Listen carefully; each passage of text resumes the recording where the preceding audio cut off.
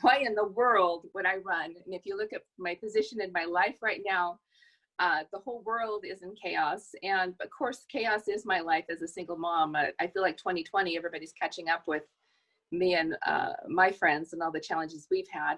But I look at Congress and DC and I just think they're doing it all wrong. But I think hashtag you're all wrong isn't a very good campaign slogan.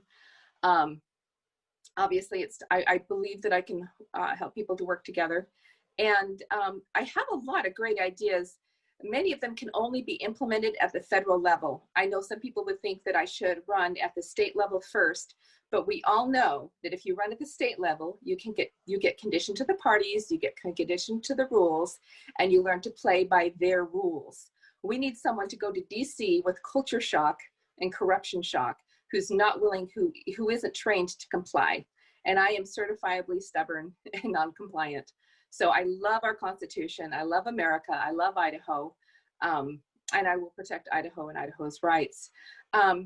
Another thing, while I think I see that there's so many things that can be best implemented at the federal level, we also need to get the federal government out of the way.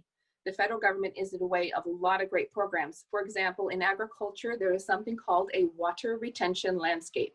It's something that farmers and ranchers can use to hold the water on their ranch, on their land, as the rain falls. It's very simple. It's what beavers do, yet it is illegal.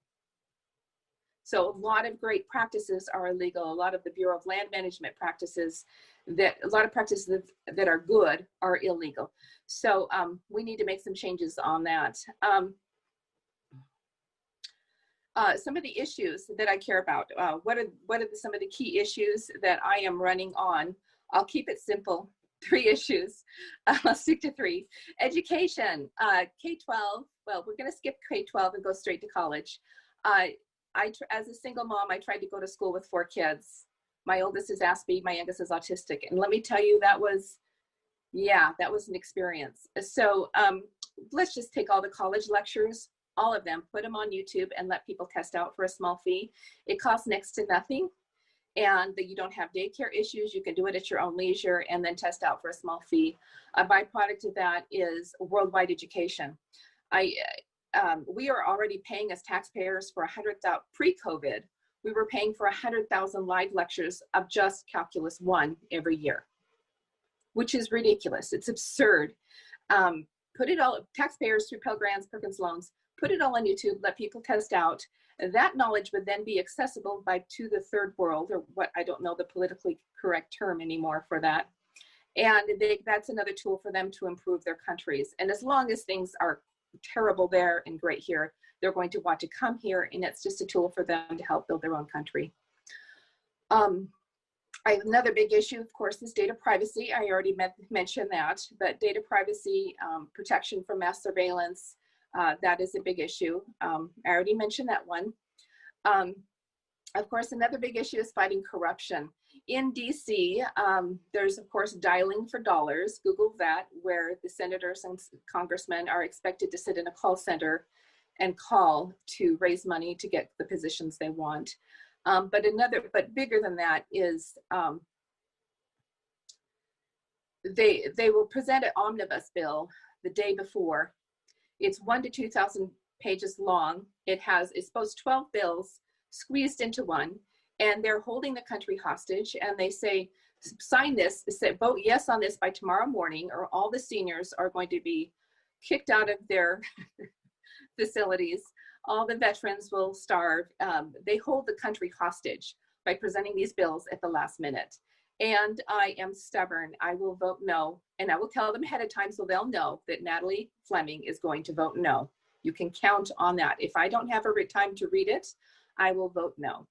So corruption in DC, if you send somebody who's already conditioned, who's already been a senator here or a representative here, they're conditioned to comply with party. I will not comply. So those are my 3 big issues. Well, there's plenty more. I got issues, honey. So another question you have asked me is, how will I manage growth? Now, personally, I perceive that as a local issue.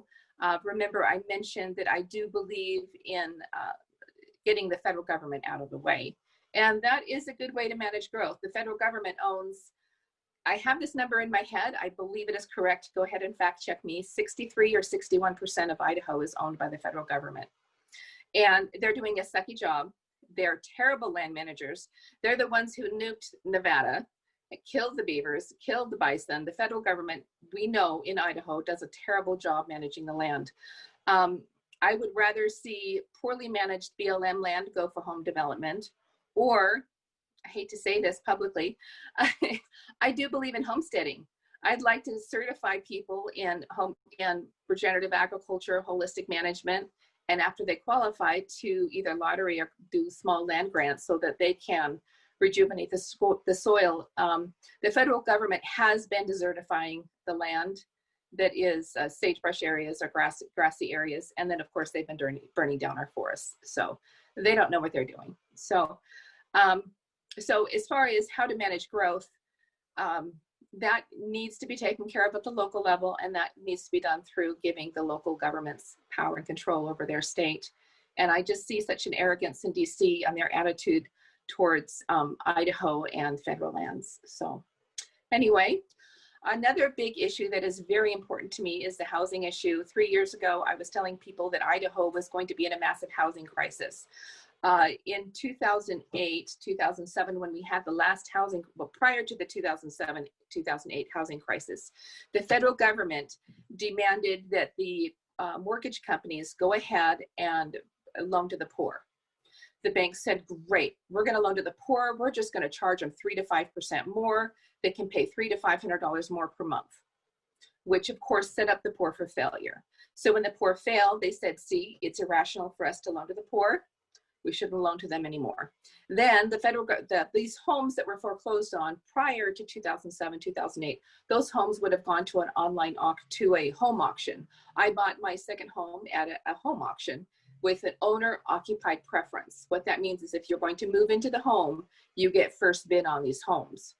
Instead of continuing that program, all the foreclosed homes were put in package deals and sold to international equity firms in bulk, taken away out of the individual family market, and those homes are now being rented to us at inflated prices.